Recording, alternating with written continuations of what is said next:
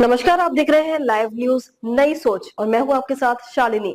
आओ बढ़ते हैं आज की बड़ी और खास खबरों की ओर। राजधानी में ईसीसी बढ़ोतरी का असर, दिल्ली में घटेंगे भारी वाहन, ट्रैफिक जाम और प्रदूषण से मिलेगी राहत। दिल्ली में व्यावसायिक वाहनों पर ईसीसी बढ़ने से भारी वाहनों का प्रवेश घटेगा। इससे सड़कों पर यातायात कम होगा, सड़कों का जीवन बढ़ेगा और टोल नाकों पर जाम भी कम लगेगा। विशेषज्ञों के अनुसार यह कदम वायु प्रदूषण को भी कम करेगा, क्योंकि भारी वाहन बड़ी मात्रा में कार्बन उत्सर्जन करते हैं। नई दिल्ली में प्रवेश करने वाले व्यावसायिक वाहनों पर ईसीसी पर्यावरण क्षतिपूर्ति शुल्क बढ़ने से भारी वाहनों का प्रवेश कम होगा।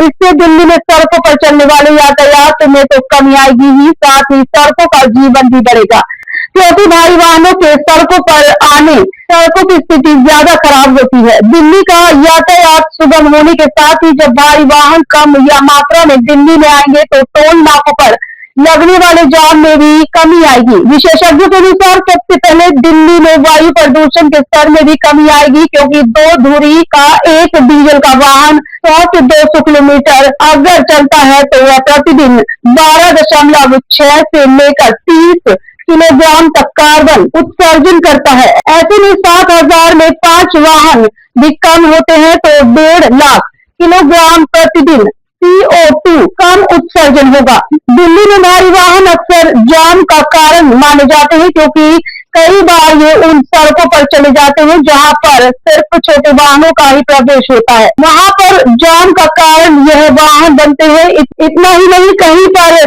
इन वाहनों के खड़ा कर देने की वजह से जाम लग जाता है।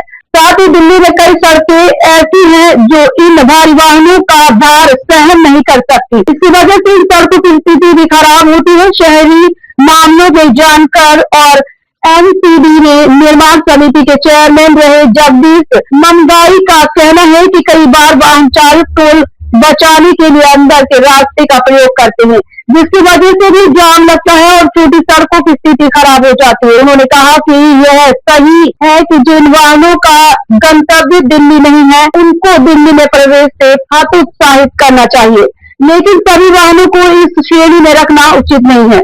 ऐसे ही लेटेस्ट अपडेट पाने के लिए हमारे चैनल को लाइक, फॉलो, सब्सक्राइब करें और बेल आइकन दबाना ना भूलें। अगर आप हमें फेसबुक, ट्विटर या इंस्टा के माध्यम से देख रहे हैं तो हमें कमेंट करें। धन्यवाद।